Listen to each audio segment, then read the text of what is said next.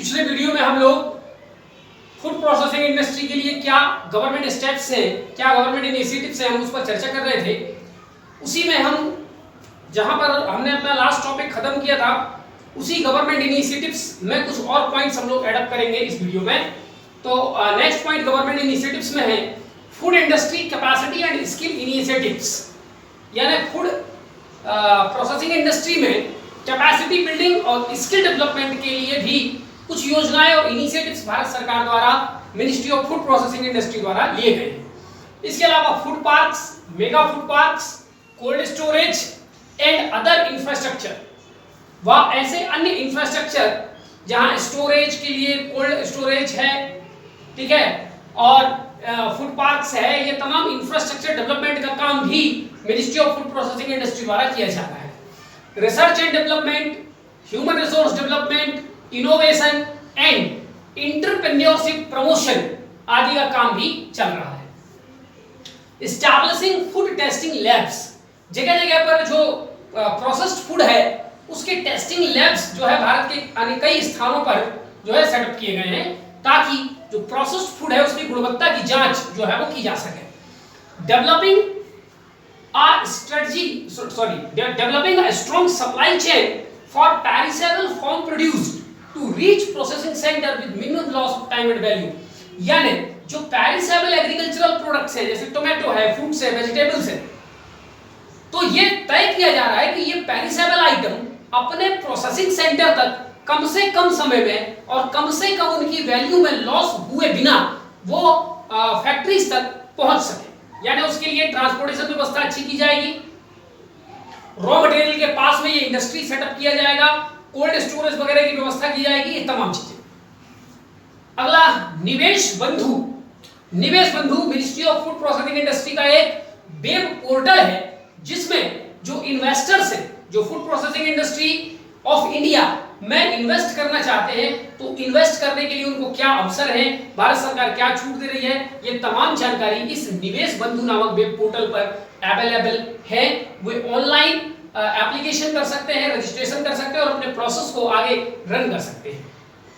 इसके अलावा ministry of food processing industry द्वारा वर्कशॉप, सेमिनार, एग्जीबिशन, फेयर जैसे प्रमोशनल एक्टिविटीज को भी समय समय पर किया जाता है। ये तमाम प्रयास भारत सरकार फूड प्रोसेसिंग इंडस्ट्री द्वारा किया जाता है, ताकि भारत में फूड जो प्रोसेसिंग इंडस्ट्री की जो पोटेंशियल है उसे हम प्राप्त कर सकें, उसका डेवलपमेंट हो सके। चलिए कुछ नोट्स देखते हैं। नंबर 1 है food processing industry is having largest numbers of factories. Bharat में किसी भी इंडस्ट्री में सबसे ज्यादा जो फैक्ट्रीज हैं वो फूड प्रोसेसिंग इंडस्ट्री की लोकेटेड है, जो कि रजिस्टर्ड फैक्ट्रीज भारत में लगभग 40,000 हैं, जो कि भारत में कुल इंडस्ट्रीज का 16% है।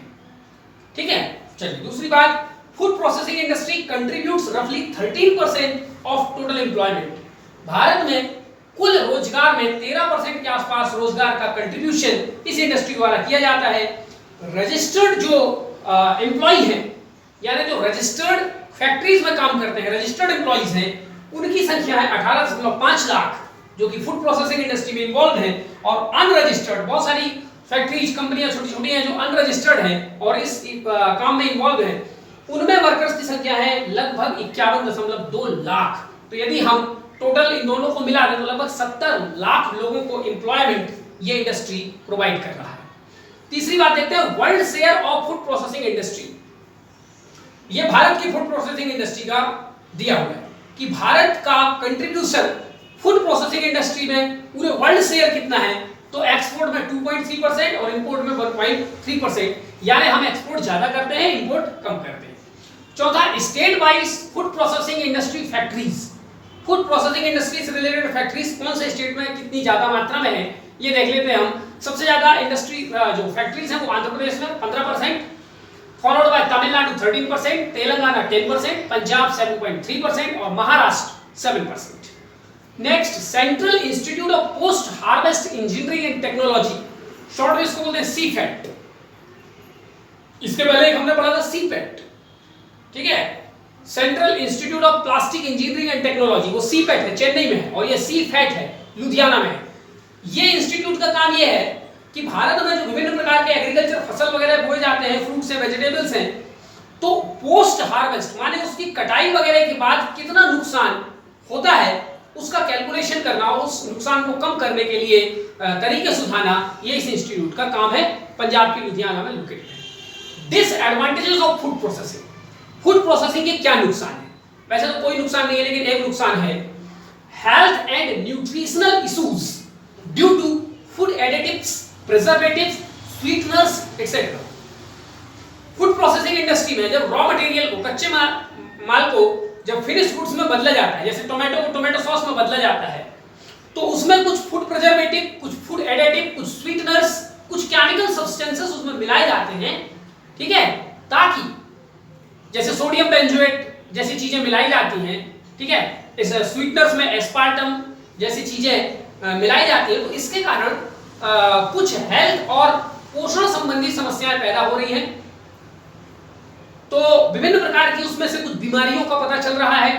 इसके अलावा उसमें ऐसा भी कहा जाता है कि जब उसको जैसे टमाटर को टमाटर सॉस में बदला जाता है तो उसकी जो न्यूट्रिशनल वैल्यू है वो बराबर नहीं रहती बल्कि कुछ कम हो जाती है, ठीक है। तो बस यही एक चिंता का विषय है, बाकी सब कुछ इसमें कोई डिसएडवांटेज फूड प्रोसेसिंग में नहीं है। अगर हम इंटरनेशनल नॉर्म्स, ग्लोबल स्टैंडर्ड वगैरह का पालन करते हैं, भारत सरकार के नियमों का पालन करते हैं, ठीक है, और एक स्टैंडर्ड प्रोसेस को फॉलो करते हैं और जो सही प्रोडक्ट, रिच क्वालिटी वाला प्रोडक्ट बनाते हैं, ठीक है। जैसे आपको टोमेटो सॉस लेना है तो बाजार में कई प्रकार के ब्रांड्स अवेलेबल हैं, तो आपको खुद कॉन्शियस रहते हुए चीजों को देख करके लेना है। ऐसा नहीं कि टोमेटो सॉस तो सब एक जैसा होता है, कोई भी ले लिया जाए, ठीक है। तो ये थोड़ा सा हमारे कॉन्शियसनेस के साथ, कुछ गवर्नमेंट रूल्स रेगुलेशंस के साथ इसके जो डिसएडवांटेजेस हैं उसको कम किए जा सकते हैं, ठीक है। यहां तक फूड प्रोसेसिंग इंडस्ट्री का काम का जो है वो हमारा खत्म हो गया और इसी के साथ हमारे सारे इंडस्ट्रीज, जो बड़े बड़े इंडस्ट्रीज थे, हमने सब कुछ जो है वो कवर कर लिया। अब कुछ इंडस्ट्रीज से जुड़ी कुछ छोटी मोटी चीजें हैं उनको हम लोग देखते हैं और इसी के साथ ये चैप्टर हम लोग खत्म करेंगे। मल्टीनेशनल कंपनीज, एमएनसीज, इंडस्ट्रीज में एमएनसीज एक बड़ी इंपॉर्टेंट कंपनीज होती हैं।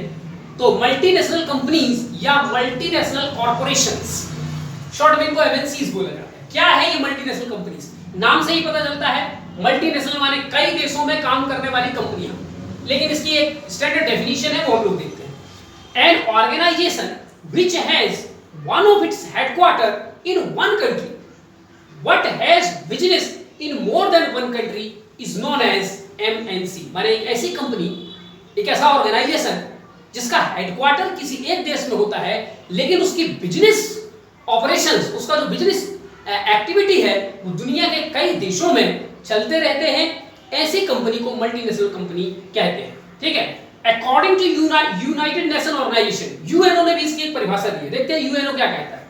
यूएनओ के हिसाब से an enterprise which owns or controls production or service facilities outside the country in which it is based, यानी एक ऐसी कंपनी जहां से, जिस देश से उस कंपनी की शुरुआत होती है, उस देश के अलावा भी एक कंपनी दुनिया के कई देशों में प्रोडक्शन करती है, वस्तुओं का, सेवाओं का सृजन करती है, तो ऐसी कंपनी को एमएनसी यानी कि मल्टीनेशनल कंपनी कहा जाता है। कुल मिलाकर सिंपल शब्दों में एक ऐसी कंपनी जो जिसकी ओरिजिन एक देश में होती है लेकिन उसकी बिजनेस एक्टिविटीज दुनिया के कई देशों में ऑपरेट होती रहती है, तो ऐसी कंपनी को मल्टीनेशनल कंपनी, ठीक है, या कभी कभी उसको ट्रांसनेशनल कंपनी भी कहा जाता है।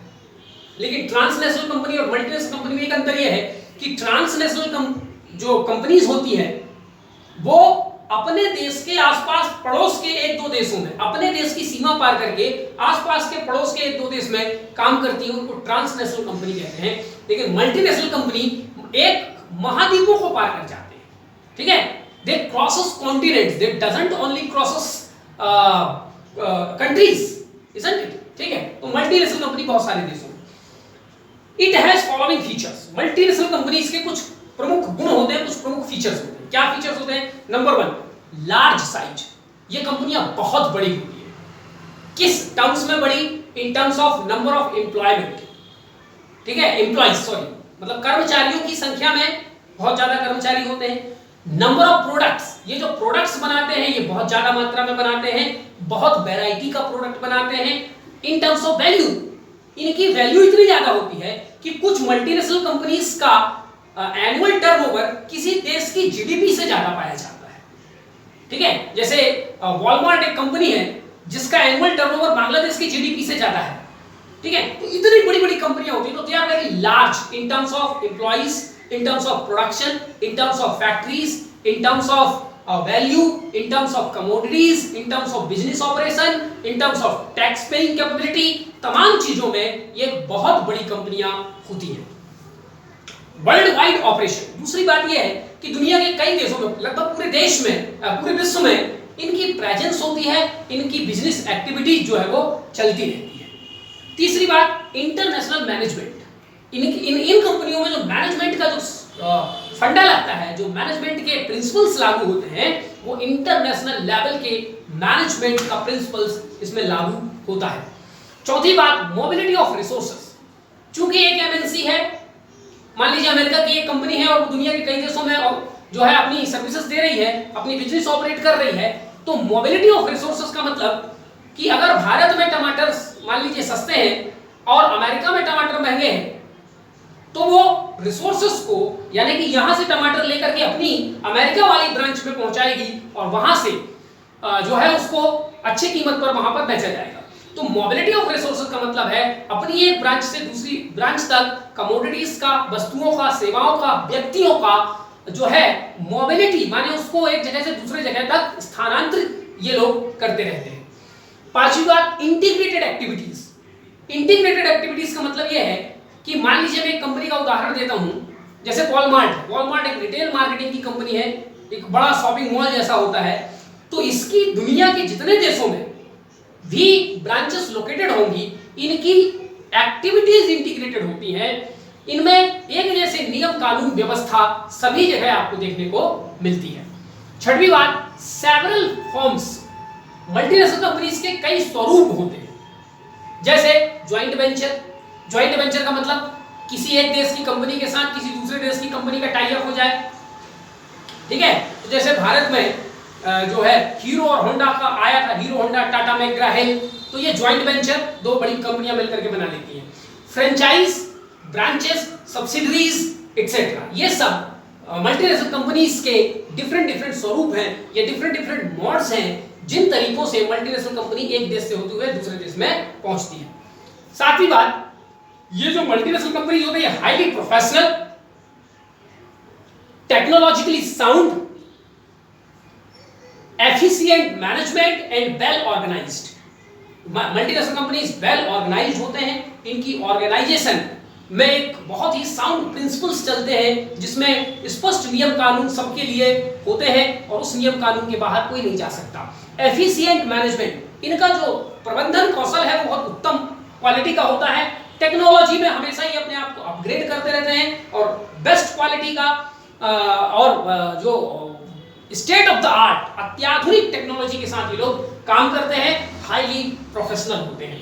आठवीं बात, पावरफुल मार्केटिंग एंड एडवर्टीजमेंट। इनकी एक बहुत बड़ी स्ट्रेंथ होती है कि ये अपने प्रोडक्ट्स की मार्केटिंग और एडवर्टीजमेंट बहुत ज्यादा मात्रा में करते हैं, क्योंकि इनके पास कैपिटल की कमी नहीं होती, दुनिया भर में ऑपरेट होते हैं, बहुत बड़ी कंपनियां होते हैं, तो ये तमाम इसके जो है हमने मल्टीनेशनल कंपनीज के ये कुछ बड़े उसके प्रॉपर्टीज और या फीचर्स हमने देखे।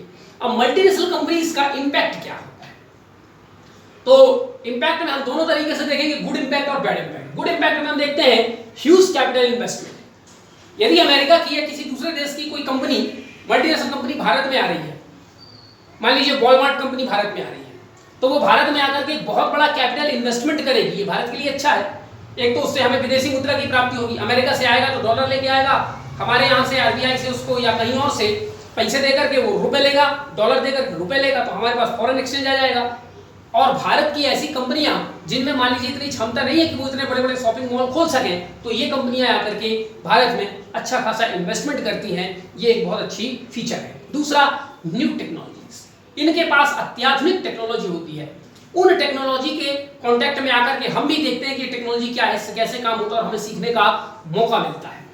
तीसरी बात, न्यू जो है मैनेजमेंट स्किल, इनके पास नए नए मैनेजमेंट स्किल होते हैं, किसी चीज को कैसे मैनेज करना है, ठीक है, रॉ मटेरियल कैसे खरीदना है, कहाँ स्टोर करना है, कैसे परचेजिंग करनी है, ठीक है, ट्रॉली देना है, चेकिंग व्यवस्था क्या होगी, सीसीटीवी कैमरे लगाए जाएंगे, कोड लगाए जाएंगे, स्कैनर ये तमाम मैनेजमेंट का नए नए फंडे, नए नए स्किल इनके पास से निकल करके आते हैं। इनोवेशन, और इन्हीं नए नए फंडों से इनोवेशन माने नवोन्मेष, ठीक है, नवीनता, नई नई चीजें सामने निकल करके आती हैं।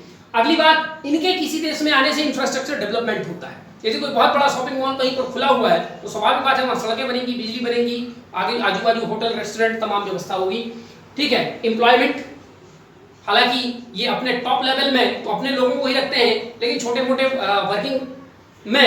वर्किंग क्लास में क्लर्कियल लेवल पे, ठीक है, ये हमारे लोगों को रखेंगे तो एक स्किल्ड यदि क्लास के लोग हैं हमारे यहाँ तो उसको पर्याप्त मात्रा में यहाँ पर एम्प्लॉयमेंट मिलता है। ब्रिंग्स कंपटीशन, ठीक है। तो जब हमारे देश में मान लीजिए कोई कंपनी आती है तो भारतीय कंपनियों के साथ भी उनका कंपटीशन होता है, और कंपटीशन एक अच्छी चीज मानी जाती है। इससे भारतीय कंपनी भी प्रोडक्ट में अपना क्वालिटी इंरिचमेंट करेंगे, ठीक है, उसको कॉम्पिटिटिव लेवल पे उसकी वैल्यू कम करेंगे, उसको ग्लोबल स्टैंडर्ड की बनाने की कोशिश करेंगे, और धीरे धीरे हमारे जो डोमेस्टिक कंपनीज हैं वो भी जो है उनकी भी फाइनेंशियल स्थिति सुधरती जाएगी, और इंडियन इकोनॉमी में हमारे अपने डोमेस्टिक सेक्टर का कंट्रीब्यूशन बढ़ता जाएगा।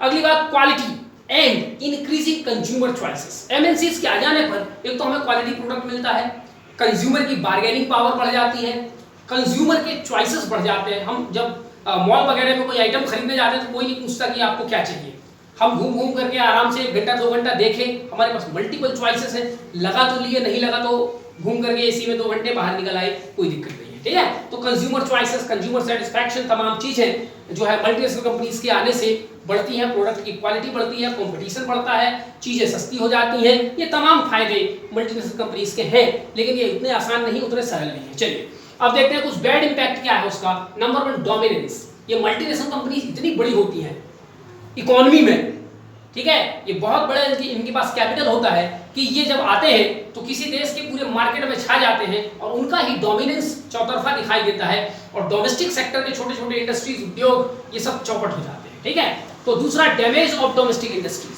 डोमेस्टिक इंडस्ट्रीज जो कि कम कैपिटल वाले होते हैं, इतनी बड़ी बड़ी मल्टीनेशनल कंपनीज के साथ कंपीट नहीं कर पाते और वो धराशायी हो जाते हैं। हमारे यहाँ कॉटन इंडस्ट्री, हैंडलूम इंडस्ट्री, ये तमाम छोटे छोटे इंडस्ट्री उसके कारण पतनशील हो जाते हैं, क्योंकि हम उतना क्वालिटी प्रोडक्ट नहीं बना पाते जितनी एमएनसीज बनाती है। तीसरी बात, low level of foreign investment. कहा यह जाता है कि जो मल्टीनेशनल कंपनीज होती हैं वो फॉरेन इन्वेस्टमेंट का एक बहुत बड़ा स्रोत है, लेकिन ये टेक्निकली सही नहीं है।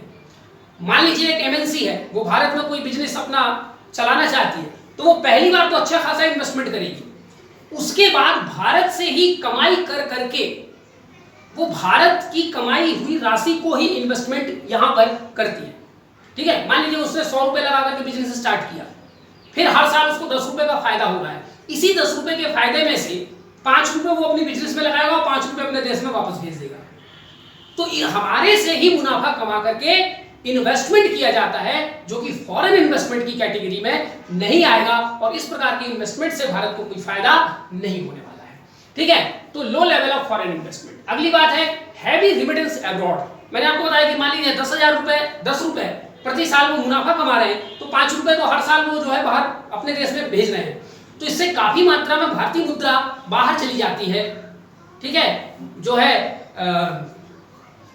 ड्रेन ऑफ वेल्थ होने लगता है, ठीक। चलिए इसी बात को दादा भाई नरोजी ने उठाया था। अगली बात हम देखते हैं कल्चरल इश्यूज। कल्चरल इश्यूज का मतलब यह है कि मल्टीनेशनल कंपनीज विदेशों की होती हैं और ये अपने ब्रांड के माध्यम से, अपने कमोडिटीज के माध्यम से अपना कल्चर हमारे ऊपर धीरे धीरे इंपोज करने लग जाते हैं, और हमें पता भी नहीं चलता कि हमारा कल्चर कहाँ चला गया और हम उसके कल्चर में रंगे बसे हो जाते हैं, ठीक है। जैसे पिज्जा, बर्गर, फास्ट फूड, ये तमाम चीजें हमारी अपनी कल्चर का पार्ट नहीं है, लेकिन धीरे धीरे एमएनसीज के कारण, ठीक है, तो बहुत सारी चीजें हमारे कल्चर में आकर के शामिल हो जाती हैं, जो थोड़ी मोड़ी हमारे कल्चर को प्रभावित भी करती है, और उससे कुछ सामाजिक समस्याओं, सांस्कृतिक समस्याओं का जन्म भी होता है। खुलापन, ठीक है, बहुत ज्यादा स्वच्छंदता, रात रात तक काम करना, ये तमाम चीजें, ठीक है। अब हमको कभी और देखेंगे। अनएम्प्लॉयमेंट। अनएम्प्लॉयमेंट मैंने इसलिए लिखा है, इधर लिखा है एम्प्लॉयमेंट, उधर लिखा अनएम्प्लॉयमेंट, तो कैसी बात है? ये बात ऐसी है कि इधर एम्प्लॉयमेंट तो मिलेगा, लेकिन उनको जो स्किल्ड लेबर है, लेकिन जो अनस्किल्ड लेबर है उनको बहुत ज्यादा मात्रा में रोजगार उनका छिन जाएगा। क्यों? क्योंकि हमारे अपने जो डोमेस्टिक कॉटेज इंडस्ट्रीज थे, छोटे छोटे उद्योग थे, वो सब बंद हो रहे हैं, उनके प्रोडक्ट मार्केट में बिक नहीं रहे हैं। तो हमारे जो अनस्किल्ड और सेमी स्किल्ड लेबर से, वर्कफोर्स थे, उनमें काफी मात्रा में हमें बेरोजगारी देखने को मिलती है। और अगली बात, ट्रेडिशनल लॉस। हमारे डिफरेंट जो कॉटेज इंडस्ट्री, हैंडलूम, ये सब चल रहे होते हैं, तो हमारे कुछ ट्रेडिशनल चीजें हमारे साथ चलती रहती हैं, लेकिन समय के साथ वो हमारे जो ट्रेडिशनल वैल्यूज हैं वो धीरे धीरे उनका नुकसान होने लगता है। ठीक वैसे ही जैसे एलोपैथी के आने से आयुर्वेदा का नुकसान हो गया, ठीक है, और आयुर्वेदा के बहुत सारे प्रिंसिपल, सिद्धांत धीरे धीरे हम भूल गए। तो ऐसी बहुत सारी चीजें, ट्रेडिशनल लॉस भी हमें होता है। ठीक, अब हम देखते हैं top 5 MNCs of the world, दुनिया की 5 बड़ी मल्टीनेशनल कंपनीज। पहला हम देखेंगे बाई वैल्यू। वैल्यू माने पैसा, उसके पास कितना पैसा है उस हिसाब से, ठीक है, तो उसकी वैल्यू कितनी है। तो पहला है सऊदी अरेमको, सऊदी अरेबिया की रिफाइनरी कंपनी है ये। दूसरे नंबर पे माइक्रोसॉफ्ट, तीसरे नंबर पे एप्पल, चौथे नंबर पे अमेज़न, पांचवें नंबर पे अल्फाबेट इंक। ये बाई वैल्यू यानी दुनिया की सबसे अमीर एमएनसी है सऊदी अरेमको, उसके बाद माइक्रोसॉफ्ट, उसके बाद एप्पल, फिर अमेज़न, फिर अल्फाबेट इंक। अब हम देखते हैं बाई ट्रेड। बाई ट्रेड माने सबसे ज्यादा व्यापार करने वाली एमएनसी कौन सी है। पहले नंबर पे माइक्रोसॉफ्ट, दूसरे नंबर पे नेस्ले, तीसरे नंबर पे पेप्सिको, चौथे नंबर पे एचपी, पांचवें नंबर पे कोका कोला। ठीक, अब top 5 MNC of India, Bharat की 5 बड़ी एमएनसी। इंडिया भारत की बहुत सारी कंपनी एमएनसी का दर्जा पा चुकी है। Number 1 TCS, Tata consultancy service. Number 2 Reliance India limited, RIL. Number 3 ONGC, ठीक है, oil and natural gas limited. चौथे नंबर पे एचडीएफसी बैंक और पांचवें नंबर पे आईटीसी, इंडियन टोबैको कॉर्पोरेशन। आप लोग टीवी वगैरह देखते हैं, ठीक है, कि आईटीसी द्वारा प्रमाणित ऐसे, ठीक है। तो ये इतनी जानकारी हमने एमएनसीज के बारे में कंप्लीट कर लिया। नेक्स्ट वीडियो में हम लोग देखेंगे पब्लिक सेक्टर अंडरटेकिंग्स और पब्लिक सेक्टर अंडरटेकिंग की डेफिनेशन, उसके लाभ, उसकी हानि, डिसइन्वेस्टमेंट क्या होता है, ये तमाम चीजें देख करके, और फिर हम देखेंगे भारत में जो सेंट्रल पब्लिक सेक्टर अंडरटेकिंग्स है, पीएसयूज है, वो कितने प्रकार की होती है, जैसे महारत्ना, नवरत्ना, मिनी रत्ना। तो महारत्ना और नवरत्ना किस कंपनी को दिया जाता है, उसके लिए क्या कंडीशन है, क्या क्राइटेरिया है, उनको क्या लाभ मिलते हैं, उसको क्या हानि है, ये तमाम जानकारी मैं आपको एक 5 पेज का पीडीएफ है, अपने ग्रुप में मैंने डाल दिया है। उसमें तमाम जानकारी आपको हिंदी इंग्लिश दोनों लैंग्वेजेस में आपको मिल जाएंगी। आप उसको पढ़ करके अपने नोट्स के साथ में शामिल कर लीजिए। उसमें ये भी दिया हुआ है कि कितने एमएनसीज, कितने हमारे सेंट्रल पीएसयूज, कितने महारत्न है, कितने नवरत्न है, ये तमाम जानकारी आपको उसमें मिल जाएगी। और अगले वीडियो में हम लोग पीएसयूज की करने के साथ ही हमारा ये इंडस्ट्री का चैप्टर कंप्लीट हो जाएगा, और इसी के साथ हमारी इंडियन जो ज्योग्राफी है वो कंप्लीट हो जाएगी। ठीक है, फिर आगे देखते हैं क्या किया जाता है। Thank you.